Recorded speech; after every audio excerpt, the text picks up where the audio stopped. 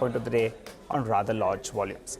But a good time to get to our favorite segment, T-Street Chatter. Nimesh joins us. Nimesh, what are you picking up in terms of today's action? And Nigel, it's a wait and watch. But before I talk about the markets of Water and Vedanta, I guess the stock will get out of the F&O ban as well. I guess that's the reason why we're seeing a bit of a up move there. Okay, broadly on the markets, it's a wait and watch ahead of the big budget announcement tomorrow. I think everybody's waiting and watching on the maybe if there is a taxation on equities. That's a big debate point, right? But if that doesn't has to come, then you might see a bit of a pullback rally as well. Largely because the positions are on the lighter side. A lot of funds have raised cash levels. A lot of HNI investors whom I know, they are sitting on the sidelines and waiting for a dip. So if there is no big negative surprise in the budget, you might see a bit of a pullback rally in the overall markets as well. So that's something to watch out for. Having said that, the broader markets have relatively outperformed today. The index is up nearly 1.5%, and that's largely because of the retail flows, and that was missing on Friday. We saw a sharp correction in the broader market stocks on Friday on the back of the global outage, and a lot of retail participants couldn't participate or buy. That seems to be not the case today, and hence you're seeing a bit of retail inflow back into broader market stocks today.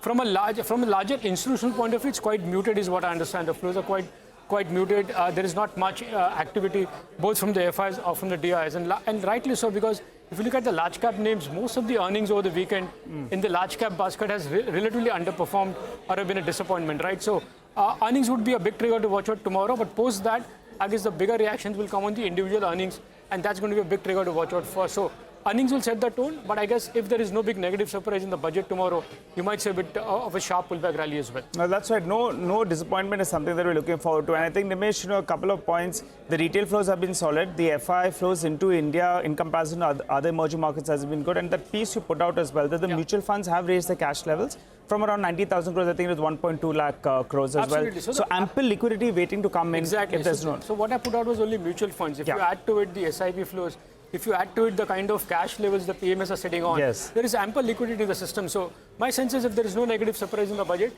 you might see a bit of a buying squeeze as well. All right. That will be something to watch. Let's get to the interesting part then, Nimesh. Individual stocks. Well, there is a lot of, while the earnings are going on, there is still a lot of chatter around large block deals. So the first name is Sula Vineyards.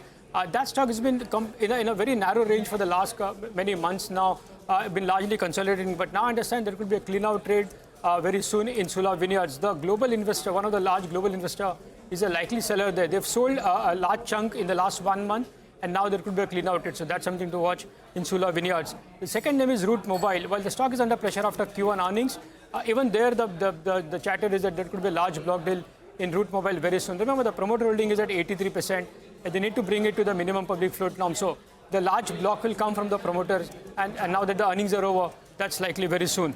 The third stock is PIInd Industries. Big move in that stock and large volumes as well. Largely because I understand the selling pressure from a leading FI is largely over. There was a small block in the morning, and post that, we've seen a big reaction there. And the last one is ICICI Lombard. Post earnings, we've seen a bit of a positive reaction on that name as well. The volumes are on the higher side. I understand there is a very strong buying interest from larger FIs. And Morgan Stanley had put out a tactical buy as well in the morning, and they'd raised the target price as well. So on back of that, a bit of up move in ICICI Lombard as well. Okay, got that. Thanks very much, Nimesh, for all of the buzz out there.